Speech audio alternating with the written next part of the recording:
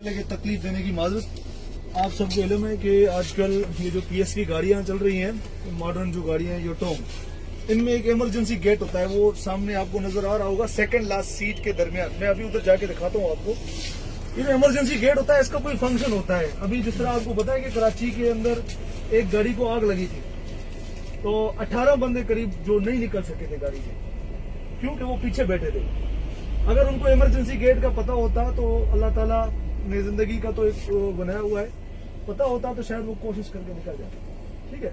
और इन गाड़ियों के साथ इस जगह पर अभी हम कोशिश कर रहे हैं कि आपको हैमर होता है एक शीशा तोड़ने का, वो भी अवेल करके दे। लगे हुए हैं सर। हाँ, लगे हुए हैं वो सामने वो उधर वेरी गुड यार, लेफ्ट राइट दोनों साइड, लेफ्ट साइड ये भी लगा हुआ है, ये भी जी हैमर सर। है। देख लेंगे आप, ये हैमर है, इधर से निकलेगा। ये अगर आप ऐसे करके शीशे को लगाएंगे ना, शीशा टूट जाएगा। धक्का देने की जरूरत है। ये देखिए, ये आपकी गाड़ियां जो ये है ना, इस तरह की गाड़ियों में आप सफर करें जिनमें सारी सहूलियात मौजूद हो।